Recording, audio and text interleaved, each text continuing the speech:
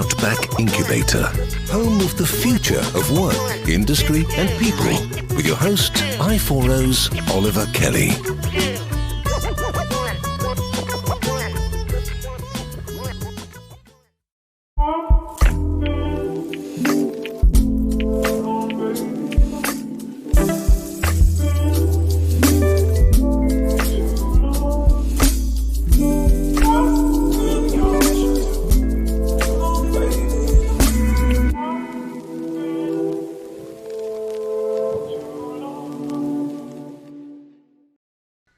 G'day everybody, welcome to the next episode of the Outback Incubator.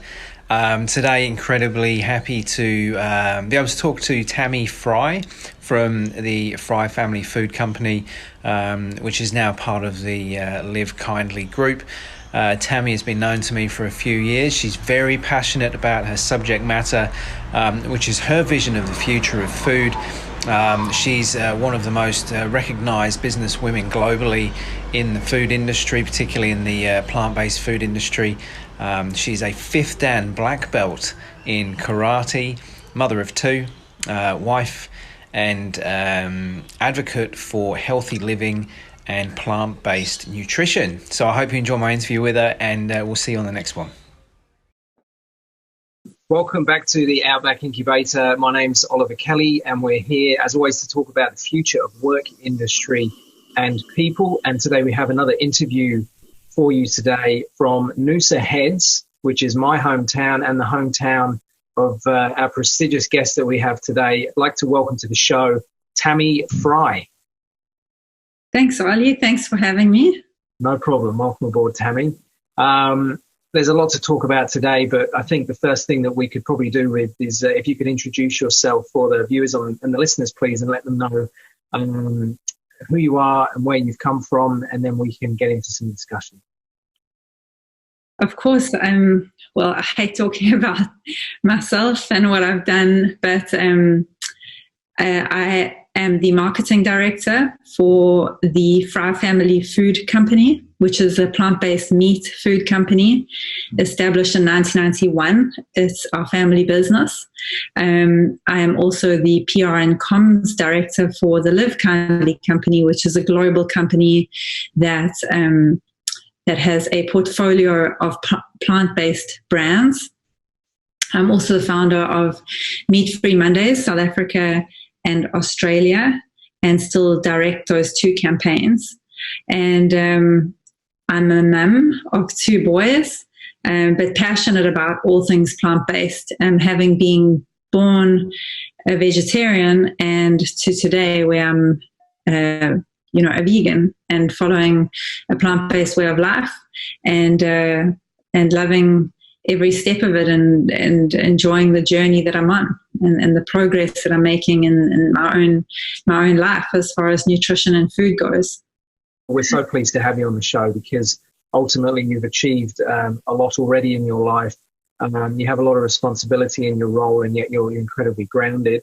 And I'm very proud to call you a friend, Tammy, and we live in the same hometown, obviously. It's kind of weird. We're in COVID-19 at the moment, and we're about a kilometre apart, and yet we're talking on Zoom together. So it's kind of weird, but I'm sure we'll get there between us today.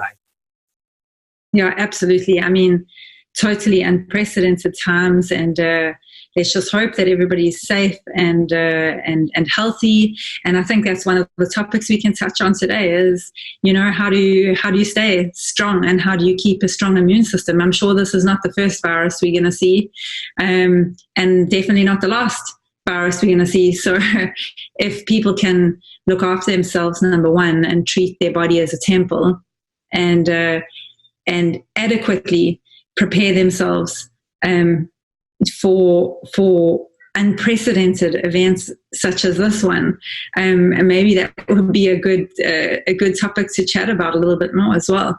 Absolutely, I'm happy to start there. To be honest with you, I mean, habits are changing across the world in many different ways. Obviously, how we're communicating is changing, how we're generally living is changing. But one of the things that people are very focused on is their health, as you say. And so some people go and put a mask on because they think it's going to protect them, even if the case is that the mask is to protect everybody around you rather than yourself.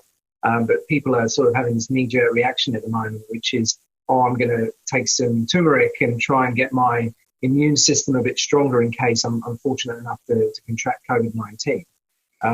But completely agree with what you're saying there. So, I mean, have you heard a lot of that in your community, in your network, about people who are wouldn't traditionally perhaps focus so much on what they're consuming, but are now because they want to remain healthier? I think people have slowed down a lot, and they're sitting in their homes and they're starting to think for the first time about the foods that they put on the table and how important those are to their and their family's health, and how important health is. I mean, you know, all the money in the world, all the fancy cars and the fancy houses in the world, but when your health fails you, you suddenly realize, and when you are faced with this COVID-19 and you're seeing people in hospitals dying, it suddenly hits you pretty hard. And it's so much so that you're quite happy to sit in your house so that you can avoid getting this virus, and you're happy to lock down and not see anyone, and go into a total fear state. We see, you know, non-communicable diseases up at around 50% of the Western world suffering from lifestyle disease. That is all preventable by the foods that we eat, the way that we exercise, and the way we live our lives. And people now are saying, you know, if I'm one of these people with a non-communicable disease, 1 and 2, I have a much higher chance of dying from COVID-19 because I'm compromised in my immune system. So this is a time where we can turn around and start making changes together with our family to start to build this immune system, which has been developed over, you know, as humanity has developed, and is very strong if treated with care. And there's a number of ways that you can do that. And I've actually just written a blog post, which is about to go live and will be live by the time this podcast airs. And that is, how do you go about doing that in the most simple way? What supplements should you take? There's a lot of information out there, but this is just going back to basics, the way you live your life, how to reduce stress, elevating your emotional state, because believe it or not, happiness and joy and gratitude and an elevated emotional state builds the immune system. And there's studies that have been done, and a lot of work by Joe Dispenza on this particular subject. You know, eating foods from the ground, eating locally sourced foods, making sure that they're non-genetically modified and haven't been sprayed with pesticides, eating a wide variety of plants and vegetables, and fiber, which you don't get from meat and dairy. We need more fiber. Fiber is what supports the gut and therefore supports the immune system. So there's a lot of science behind that, and I could probably talk for hours and hours because it's a real passion of mine. But I'm sure that's not the whole, you know, why are we having this discussion today. But you can jump onto the blog, seedblog.com, and I'm sure Oliver will pop that link up, and you can find that article and just follow those simple steps. Keep your kids healthy, keep yourself healthy, and build a strong immune system. Absolutely. We'll put that in the show notes. And, you know, it's very powerful what you're saying there. And I think one of the points that you touched on is really important, because obviously you live in a world of food. But I think for a lot of people, convenience has got in the way for them. And so when you say there's a lot of information out there, I think for many, they're probably waking up more in the last few years, but making good choices that are right for their body have not been that easy. Because the information about getting the right food in you has just been too complex for people unless they've really sat down and looked hard at the information. That many people don't have a lot of spare time, or have excuses not to have the spare time to be able to do that. I think for people now that it's being distilled down and it's being more, it's easy for them to consume what is the right thing to do with that, is probably making a difference. But I mean, how do you see that panning out with education for people across the spectrum, not just vegan people, of course, but people generally who want to make better decisions? Well, we live in an information age, and this information is all easily accessible. It's just, where do you put your health on the scale of what's important? And if health is sitting at the top priority, which is where it should be, then you should spend the time investigating. You should spend the time finding out more about the foods that you eat, where those foods come from, how those foods were fed. You just look at the animal agriculture and consider that 80% of the antibiotics in Australia are fed to livestock. And then you consume those antibiotics, and we know for a fact that consuming antibiotics disrupts the gut flora.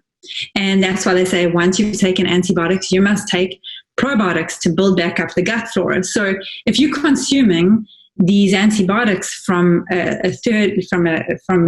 middleman, being the cow or the animal or the chicken that's being fed these antibiotics, and then you consume that, you're creating a problem for yourself in the long run. So people really need to start investigating these things and looking into it and deciding how they want to buy for their family, where they want to buy from, who they trust, what brands do they trust. Start doing that research, because it's going to count in the long run. It's going to count in the long run, and we need to start having that discipline and focus and going out there and really getting that knowledge for ourselves. And to be honest, once you're in touch with your own body, you will know what's working for you and what. I don't want to sit here and say this one, if you're vegan, that's definitely going to work for you. But if you eat meat, that's definitely not going to work for you. You need to go on that journey yourself and come to that conclusion yourself, because only then will you believe it. But I definitely would suggest giving plant-based living a go, because if you've never done it, you wouldn't know. So I always say people should go out there and try these things for themselves. Do the necessary research, find what resonates with you intuitively, and then go with that for a while and see. And Tammy, as you know, I'm not a vegan, okay? And it's not something that I feel passionately about. I'm not anti-vegan, but I do eat meat. But having known you for a few years, one of the things that's always stood out to me is, you're a leader in what you do on an international basis. You one of the heads of a major company that provides plant-based food. You're heavily involved in media around it and all that stuff. But you're certainly one of the least judgmental people I've ever met in my life. And I know that you always try and meet people where they are, which is an absolute credit to you. One of the things I do notice around the vegan, non-vegan issue is there can be a lot of divide around it. So obviously people who are vegan, some of those people feel very strongly and they want to share that, and which is completely understandable, because for all of the benefits that you've just described there. And then you have people on the other side of the fence who are proudly meat eating. It's probably a cultural thing. And one thing that we probably have to recognize is it is woven in many ways into different cultures around the world, whether it's how you prepare your meal, how it's woven into different ceremonies and things like that. But what do you see is the best approach moving forward? And the reason I ask that is based on what you said there, which is, there's been times where I've gone a few days without eating meat, not because of any particular mission that I'm on, but it almost felt like my body was saying that to me, and I thought, well, I'll give it a go, and I felt pretty good after it. I actually lost some weight within a few days from doing that, and did feel healthier. But then I went back to eating meat. So there's people all across that spectrum. But obviously divide is not a good thing for anybody. So what's your philosophy in regards to that? Yeah, of course, there are people that are very, very passionate about this. And we need those people. I am actually one of those people that's also very passionate about that. And my biggest passion is not only nutrition, but animal welfare. And that's what I was born to, and I was born to understand that one animal is not different from another animal just because we've given one a name. So for me personally, and this is just speaking from a personal standpoint, and is definitely not an attack on anyone, but I don't see much of a difference between a dog being eaten in China or a cow being eaten in Australia, because it's just, they're both animals. So I see them as being equals. And so therefore, if I wouldn't eat a dog, I wouldn't eat a cow. So that's for me. But now you do have a lot of vegans that have come by veganism for animal rights, and they're fighting for the voiceless. And we have to be compassionate to them, because they feel very, very strongly that animals should not be treated in the way they're being treated, in the same way you would fight for children being trafficked or women being exposed to domestic violence. They feel as passionately about the animal welfare and the animal rights. And so, of course, they go out there and they fight very, very, very hard for animal rights. And they've actually made a lot of changes that are very good for the world as a result of their passion and their, going out into the streets and being that voice for animals. So they definitely play a very important part. And there's no way that I would turn on and say they're doing the wrong thing or the right thing. I don't know if I do the right thing either.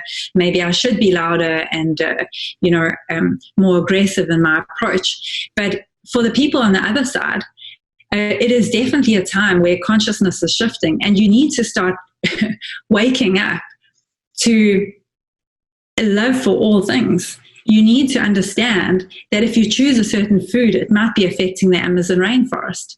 It might be chopping down trees and affecting the orangutans.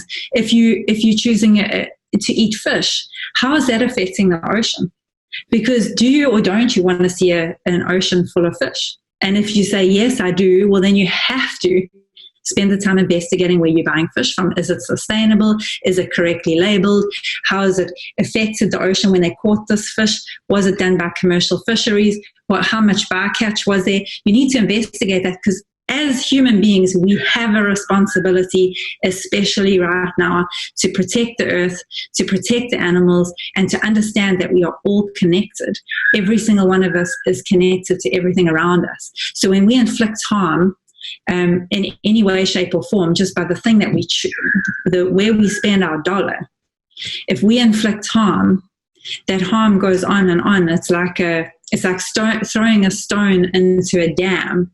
And if you throw a huge stone, the waves that ripple to the edge and damage the shoreline will be big. But if you throw a small stone, those ripples will be smaller. So all I'm proposing is throw a smaller stone. If that means you're going to become a flexitarian, you're going to do Meatfree Mondays, you're going to start reading your labels and finding out where your food comes from, all those things are important steps. And I'm going to applaud you and along the way and say that's a good job. You're becoming conscious. You become a conscious consumer. You're spending your money where you should be spending your money. That's good. It is a journey. You can't expect one day to know nothing and tomorrow you know everything. But as I've gone along in my journey, I've realized a lot of things about the things that I buy, even down to the clothes. Where did they come from? Who made my clothes? Do I need to buy 10 t-shirts, or do I just really only need one t-shirt? And those kind of decisions we'll be faced with as we become more conscious humanity. Absolutely. And it's a very objective way of looking at things. And when you put it in those words, Tammy, it doesn't actually sound like a big ask, really, to educate yourself and make the right decisions in regards to that. And I think with Meatfree Mondays that you described there, I've had a look at what that's about. And in terms of bridging that gap between those who aren't interested in veganism, really, but may have some sort of awareness that they might like to make some sort of change in their diet, that seems like the perfect stepping stone, really.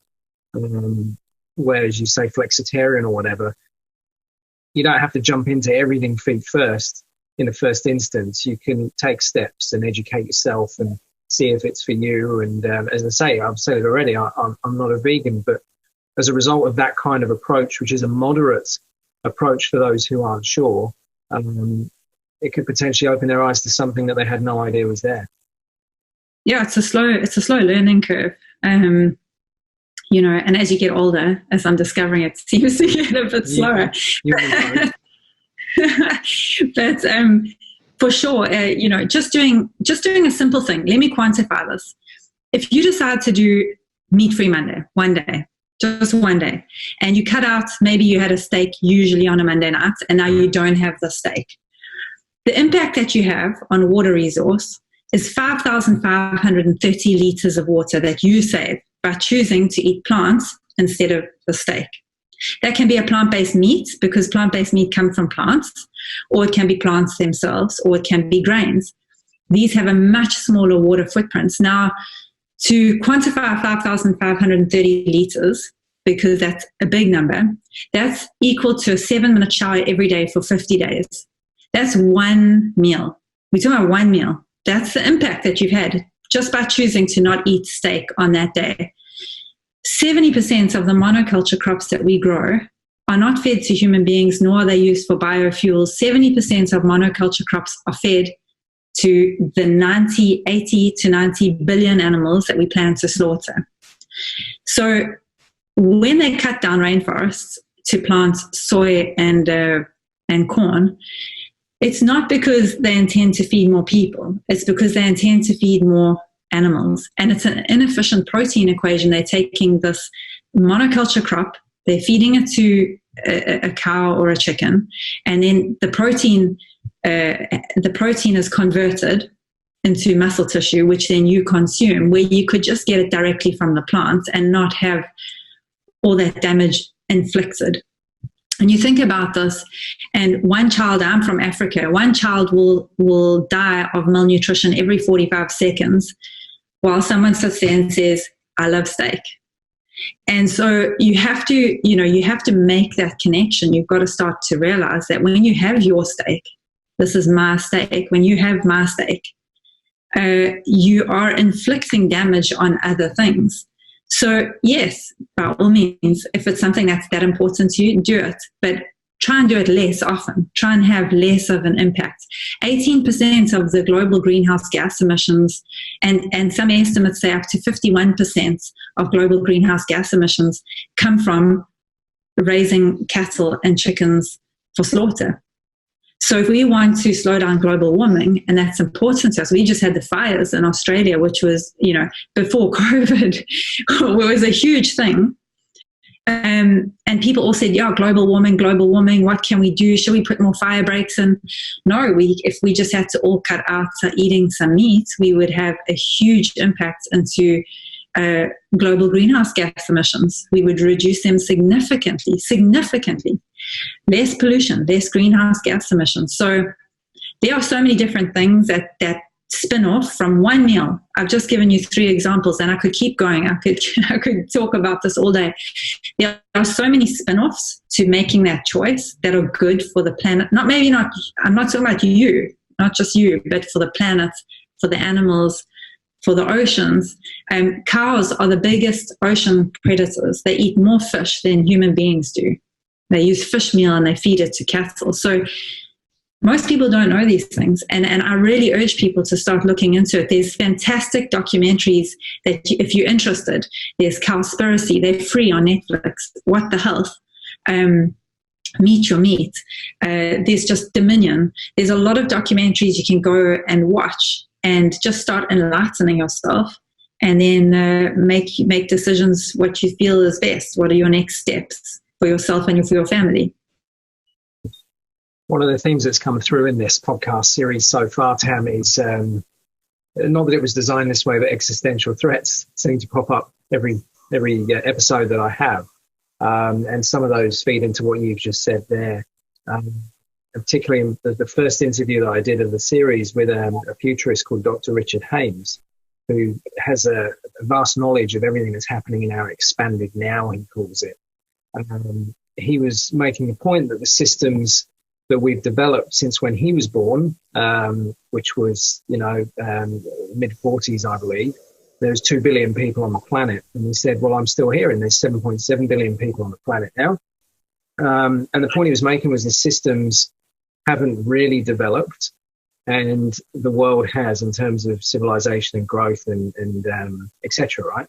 So it would appear that it's not sustainable. We've got finite resources. We know that we're using up way too many resources with current agriculture methods.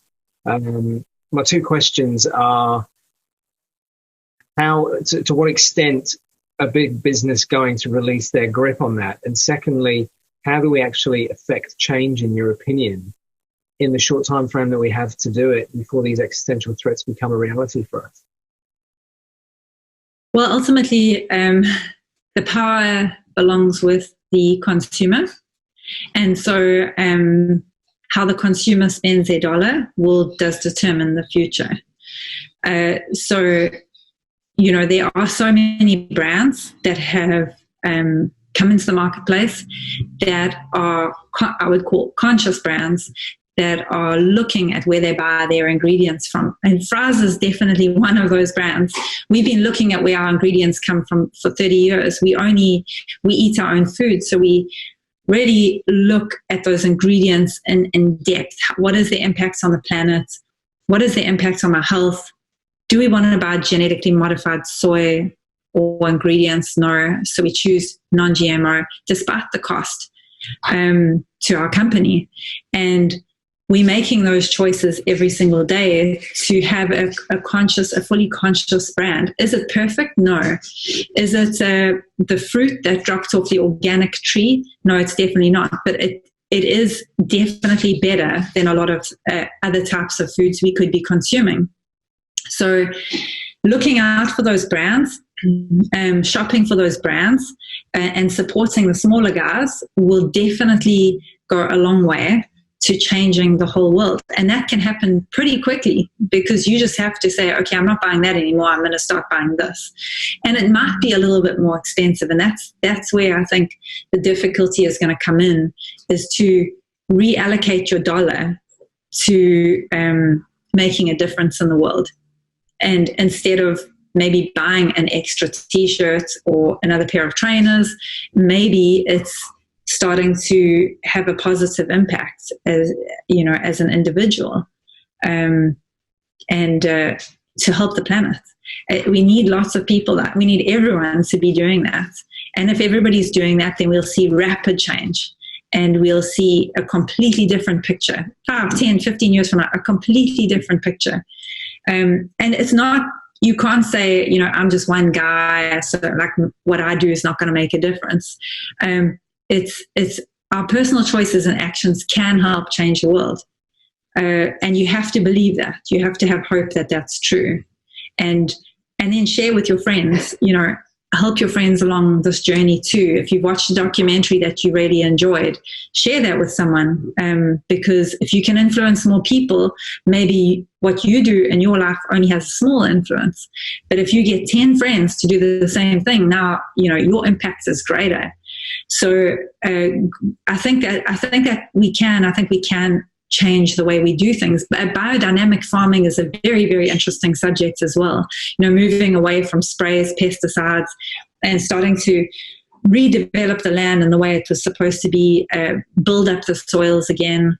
And there's a lot of work being done by Dr. Zach Bush in the USA, and I believe he's doing a lot of work here in Australia too, to move over to biodynamic farming. I mean, a lot of people say in Australia, if you don't eat meat, you're going to harm the farmers. But no, just the crop has to change. The way that things are being done has to change. In fact, it might benefit the small-scale farmer that we're talking about. This might actually benefit them, where people start moving away from mass-produced food, in animals and feedlots, and moving to the organic system, where cows are free-ranging. The farmer can charge the true price of that meat, and people will buy it because they understand what the value is for them. So this might benefit farmers. This is not an plant-based diet is not supposed to damage anyone's income. It's just about changing the way we do things as human beings. If you need to change the crop from cows to plant-based milks, then do that. Start growing almonds and producing. There are many, many stories of people that are doing that. So very, very successfully and becoming very profitable businesses again. I think there's so much passion in what you're saying, and that's such a great thing. I mean, obviously you live and breathe this every day, but you just exude passion for this, and you obviously want to share that with the world around you, which is a very noble thing. What's the data looking like for, I should say data, seeing as I'm in Australia. What's the data looking like for, the uptake of plant-based diet? Is it that the younger generations are growing more? I mean, what generally, how fast is this thing snowballing from what you've seen? Well, the estimates say that by 2040, plant-based meat, so I'll talk about the plant-based meat category, is estimated to reach 9% of the $2.7 trillion meat industry. So that's 10% market share. But aside from the big numbers, plant-based is really taking off. It's not difficult to see. You can walk into a supermarket and see now there's an array of plant-based meats there. Supermarkets don't put it out there because they believe in it. As a supermarket doesn't believe in a product, they see the demand and then they supply the demand. So we're seeing plant-based meats occupying space inside the meat aisle. We're seeing plant-based meats occupying space in the dairy aisle, which is next to the hummus and the vegan cheeses and the vegan mayos. There's always a section that's the dairy case. That's what they call it. And then we're seeing freezer space opening up for more plant-based meats. We as a company get these opportunities all the time, to list new products, bring new products to market. And so there's a global shift happening, and it's happening at quite a rapid rate. I don't have all the data off the top of my head, but in Australia, I think we're seeing upward of about 20% of people starting to associate themselves with either vegetarianism, flexitarianism, meat reductionism. So this is happening, and Australia is a very meat-eating culture, very strong meat-eating culture. So the shift is happening. It will continue. This is not just a fad. This will continue to grow. It's not a fad. So it's not like a diet that you do. It's a way of life. It's more than just a diet, what you put on your plate. And look, I've made those decisions myself. I know that your foods, I think it's sumo salads that you guys have got your foods in, and I was queuing up behind two people, and they could have put the meat on it, but they chose to put your product on it instead. So I think people generally do want to do the right thing, and they think, oh, if it's healthier and it's going to, that whole double bottom line type idea, then they probably are going to make the right decisions. As you said, as long as it's not completely cost prohibitive, which is the biggest challenge, isn't it? And again, I genuinely believe it's a lot cheaper the way that the system is currently set up for people to eat unhealthily, which is a tragedy. But people have to rearrange, as you say, their priorities in life and say, well, if it is a little bit more to make sure I'm putting the right things in my body, then that's just a cost that I have to find until the system fixes itself and actually makes the healthy stuff much more available to everybody. You choose. Either you spend the money now on your health, or you spend the money later on pharmaceuticals to keep you alive. So I know that's putting it very bluntly, but you've got to make that choice. I buy only organic fruits and vegetables where, I've investigated which fruits are actually sprayed and which vegetables are actually sprayed, and there are others that are not sprayed. So you don't have to buy everything organic because some things are naturally organic. And I choose to spend more money there. I choose to be using certain supplements which I know will benefit us in the long run. I choose to eat plant-based. I make those choices because I don't want to be, an older person with some chronic lifestyle disease living on some pharmaceutical drug, which is costing me more. And so I rather spend the money now, and that's a decision you've got to come to. Is like, I'm going to avoid the cheap and nasty packaged stuff. I'm not going to just buy my children cheap packaged stuff. I'm going to spend a little bit more time. I'm going to allocate time on my Sunday to prepare healthy food for my family. I'm going to batch cook if that's, because I'm also, we all have the excuses. I'm also a busy person, but I have my fruits and vegetables delivered in a box from local farmers. I bring it into my house and I prepare it on a Sunday. It takes me maybe 2 hours on a Sunday when other people are watching TV, but for the rest of the week, we've got healthy food. I don't have to worry about it. It's then easy. I've always got a black bean chili in the fridge. I've always got some stuff in the freezer. I've got some healthy treats for my kids. It requires just a bit of discipline, just a little bit of maybe a little bit of extra money, maybe not. You can also buy grains very cheaply, legumes very cheaply as well, and eat a very healthy diet on a very tight budget. So it doesn't always require extra money, but it does maybe require a little bit extra time and discipline to implement it, because change is difficult. Change is not easy to take the way you used to eat and change it. I mean, they say that people usually only make 5 recipes ever, over and over again, same 5 recipes. That's how we live. We just we do what's the easiest thing to do. It's path of least resistance. Maybe you need to learn a vegan recipe. Just learn one and make that, and then introduce a new one and then make that. And slowly change. You don't have to do it overnight. This is not something that's you've got to do by tomorrow. Something you just do over time. And in regards to what the near future looks like for Fry's, how's that looking for you over the next few years? I know that you've just had some big news in the last couple of months. Yeah, so Fry's have joined forces with the Live Kindly company. And the Live Kindly company are essentially a group of plant-based food companies that sits under the Live Kindly umbrella. We also have a media company under that umbrella, and we own the entire value chain from the seed and the growing of the seed to distribution channels. So we are the only now plant-based food company in the world that operates the entire value chain, and so that gives us the opportunity to scale very quickly, to scale the business and scale the products very quickly. So it's very exciting times. It was necessary for us to take that step.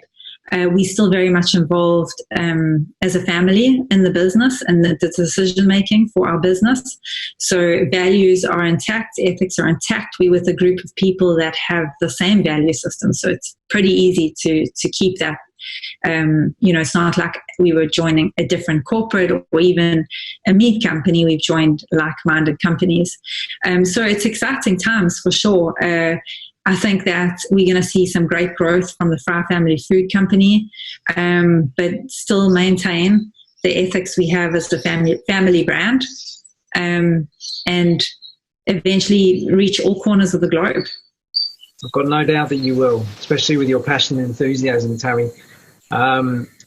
That's probably all we're going to have time for today. And I'm sorry what we didn't do is go through the story of yourself and Fry's. I know you say you were born into this basically and for this, but it's a common question we get on in interviews, and I know it's available on the various sites that you're attached to. But look, it's a pleasure to have you on the show. It's a pleasure to know you and have you within my community, Tammy. And I genuinely believe that people like you will affect change in the world, and that you will help other people to do the same, even if it's in a smaller way. And thank you so much for sharing your thoughts with us today. And I think at the moment with COVID-19, redefining so many things about ourselves, how we look at ourselves, how we interact with people, potentially what we are consuming. Let's hope that there's some good that can come out of a terrible situation. Absolutely, and thanks, Ollie, and thanks to everyone who listened. If you listen to the end, I'm, really honoured, and I hope that it's made, even if it's just one person, just think about things. And please feel free to reach out to me. You'll find me on Instagram, Facebook, whatever. Reach out if you've got any questions. If this is something you want to pursue, but you're not sure how, we've got so many resources. Fry's have got heaps of free resources and recipe books and beautifully photographed ways of easily converting a meat dish to a plant-based dish without making it difficult. So please reach out, ask the questions. This is something we love doing. This is just our passion. So the more questions you ask, the better it is. So thank you very much, and thanks Ollie. Thanks, Tammy. And thanks to everybody for listening and watching for this show of the Outback Incubator, the future of work, industry and people. You can, as always, listen on Spotify and on Apple iTunes. And you can find all the videos on this YouTube channel. Don't forget to subscribe, and we will see you next time. Thank you.